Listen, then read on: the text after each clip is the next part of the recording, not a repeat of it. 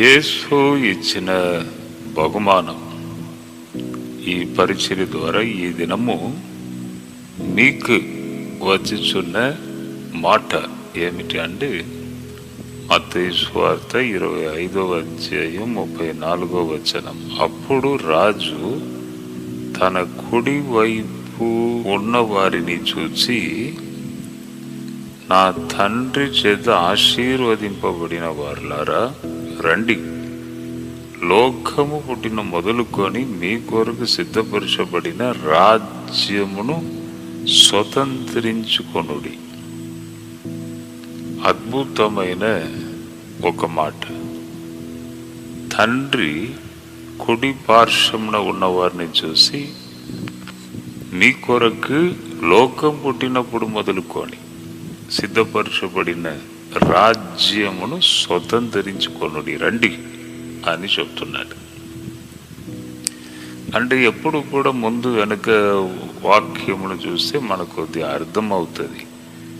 ఇది ఎప్పుడు రాశారంటే యేసు ఈ లోకానికి వచ్చినప్పుడు జరుగుచున్న కార్యం ఇది. యేసు ఈ లోకానికి వచ్చినప్పుడు.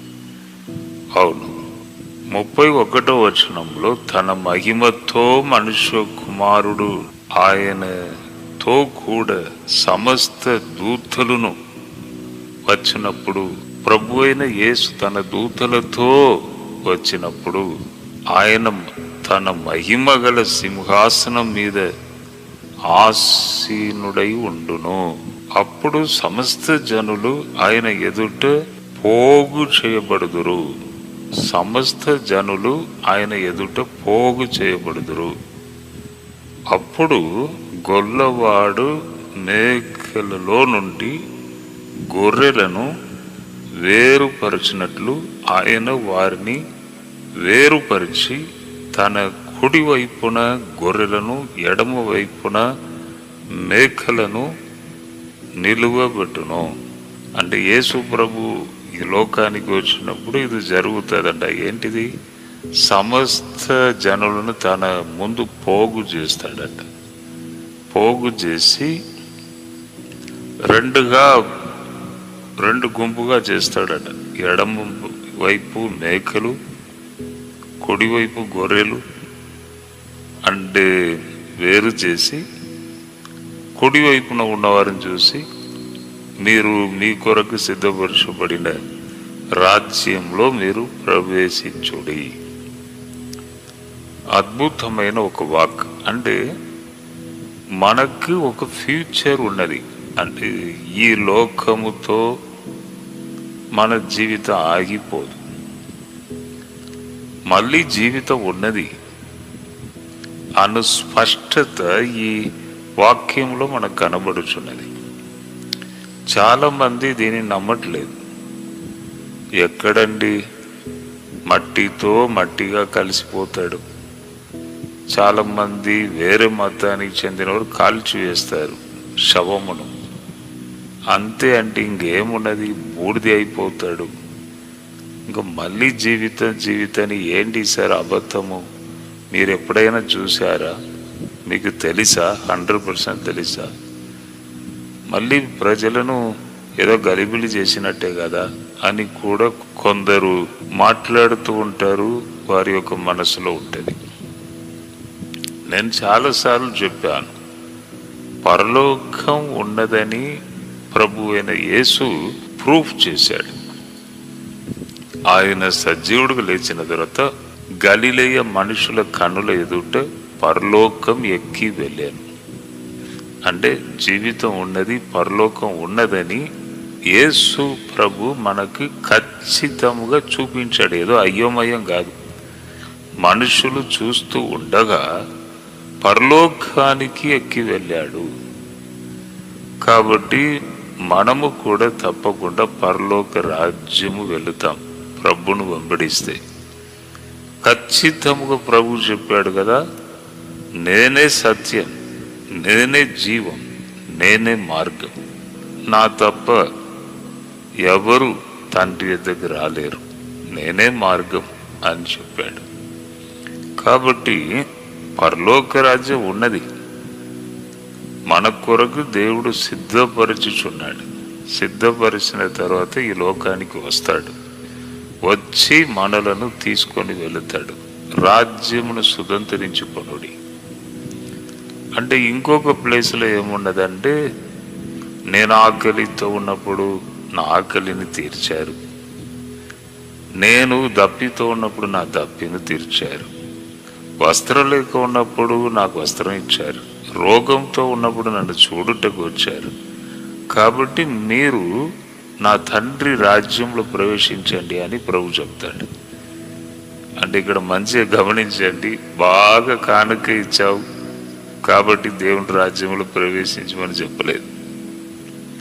నీవు చర్చి కట్టించావు, పెద్ద పెద్ద చర్చి కట్టించావు కాబట్టి నువ్వు దేవుని రాజ్యంలో ప్రవేశించమని చెప్పట్లేదు. అవును, ఇక్కడ ఏం చెప్పబడి ఉన్నది? ఆకలితో ఉన్నాను, నా ఆకలిని తీర్చావు. వస్త్రం లేక ఉన్నాం, వస్త్రం ఇచ్చావు. రోగంతో ఉన్నాను, నన్ను చూడుటకు వచ్చావు. చాలా అర్థముతో కూడిన వాక్యం అండి ఇది. అంటే మనము మనస్ఫూర్తి ఏం చేస్తున్నాం, కనికరబడి ఏం చేస్తున్నాం, ఇతరులకు ఏం చేస్తున్నాం, ఇతరుల భారమును మనం ఏదైనా భరిస్తున్నామా, చేస్తున్నామా, ఎవరైనా కష్టంలో ఉన్నప్పుడు వారికి సహాయం చేస్తున్నామా అంటే దీనికి అర్థం అదే. ఆకలితో ఉన్నాను, నా ఆకలిని తీర్చారు. అవును, ఈరోజు కూడా నేను ఇంటి నుంచి బయటికి వచ్చినప్పుడు మా ఫ్యాక్టరీలో పనిచేసిన ఒక తల్లి, ఇప్పుడు పెద్ద వయసు, చాలా పెద్ద వయసు, నేను అనుకుంటున్నాను 85, 90 దాకా ఉంటుంది కావచ్చు. నడుము వంగిపోయింది, సరిగా నడవ రావట్లేదు. గేట్ దగ్గరే కూర్చున్నది. నా పక్కకు ఒక ఆయిల్ కౌంటర్ ఉంది, ఆయనే ఎవరిని కూడా అంటే వాచ్మెన్ లాగా కూడా ఉండి చూసుకుంటారు. ఈ తల్లిని లోపల రానివ్వట్లేదు, నేను లోపల నుంచి చూస్తున్నా. తర్వాత నేను బయటికి రాగానే ఫస్ట్ ఆ గేటు ప్రక్క కూర్చున్న తల్లి దగ్గరకు వెళ్ళాను. వెళ్ళి కొంత కానుక ఇచ్చాను, డబ్బు ఇచ్చాను. ఇస్తే నన్ను పట్టుకొని అస్సలు వదలట్లేదు. పిల్లలు ఉన్నారు, కొడుకు ఉన్నారు, ఎవరు నన్ను పట్టించుకోలేదు సార్. ప్రతిసారి కూడా ఈ మాట చెప్తుంది, నేను ఎక్కువ కాలం బ్రతుక, నేను మళ్ళీ రాను అయ్యా, నిన్ను చూడాలని వచ్చాను, నీ ముఖంను చూడాలని వచ్చానని చెప్తుంది. అంటే ఇటువంటి కార్యాలు, ఇది దేవునికి చాలా ఇష్టమైన కార్యం. దేవుడే ఇటువంటి రూపంలో వస్తాడంట మన దగ్గర. మంచిగా చూసుకుంటున్నాడా, ప్రేమ ఉన్నదా అని దేవుడే ఒక్కొక్కసారి వచ్చి పరీక్ష చేస్తాడంట. ఎవరైనా ఒకరిని మన దగ్గర పంపించి మనల్ని పరీక్ష చేస్తాడంట, ఎట్లా ఉన్నాడు, ప్రేమ ఉన్నదా. కాబట్టి ఇటువంటి విషయాలు దేవుడు చాలా ఇష్టపడుతున్నాడు. ఆకలితో ఉన్నాను, ఆకలిని తీర్చావు. నేను వస్త్రం లేక ఉన్నాను, వస్త్రం ఇచ్చావు. నీవు ప్రవేశించు నా తండ్రి రాజ్యంలో, వెళ్ళు.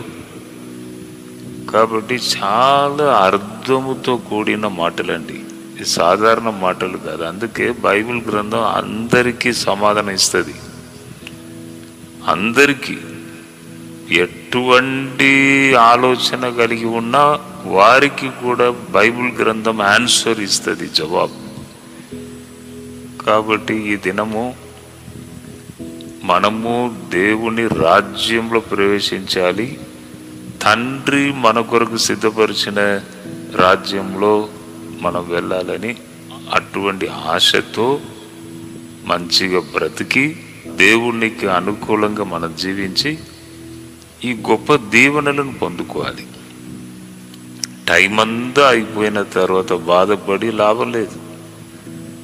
మంచిగా ఉన్నప్పుడే, బలం ఉన్నప్పుడే మనం తీవ్రంగా ఆలోచించాలి, ప్రభులో నడవాలి. తర్వాత మన భవిష్యత్, ఫ్యూచర్ ఈ జీవితం అయిపోయిన తర్వాత కూడా మనము ఆ మేలును స్వతంత్రించుకోవాలి, పొందాలి. అటువంటి కృపను దేవుడు మీకు ఇవ్వాలని నేను ప్రార్థన చేస్తాను. ప్రభువా, ఈ దిన వాగ్దానమును మేము ధ్యానించాం. వారు ఈ దినము చేసే పనులలో మీ కృప దయచేయండి. ఎక్కడికి వెళ్ళినా మీ సన్నిధి వారికి దయచేయండి తండ్రి. స్తోత్రం, స్తోత్రం, స్తోత్రం. మీ హస్తమును వారి మీద చాపండి. తల నుండి అరికాలు వరకు నీ శక్తి బాడీలో పారును గాక. ఒక్కొక్క నరములలో, ఎముకలలో నీ శక్తి పారును గాక. కొట్టబడిన మీ హస్తం వారి మీదికి వచ్చును గాక. స్తోత్రం, స్తోత్రం. విజయం దయచేయండి. ఈ దినము ఎక్కడికి వెళ్ళినా నీ ప్రొటెక్షన్, కాపుదల వారికి దయచేయండి. ఘనత, మహిమ నీకే. యేసు నామంలో అడిగి వేడుకొనుచున్నాను తండ్రి. Amen, amen. జడ్సన్ అబ్రహాం ఈ యూట్యూబ్ ఛానల్ని సబ్స్క్రైబ్ చేసుకోండి, లైక్ చేయండి, షేర్ చేయండి. బంధువులు, తెలిసిన వారందరికీ మీరు షేర్ చేయండి. ప్రభు తప్పగా మిమ్మల్ని దీవిస్తాడు. God bless you. అందరికీ శుభవార్త. ప్రతి ఆదివారము 4 గంటల నుండి 6 గంటల వరకు కూడా వరంగల్లో గొర్రెకుంటలో గిఫ్ట్ ఆఫ్ జీసస్ వర్షిప్ సెంటర్లో ప్రార్థన కూడిక జరుగుతూ ఉంది. మీరు పాల్గొనండి, ఇతరులకు షేర్ చేయండి. ప్రభు మిమ్మల్ని దీవించును గాక.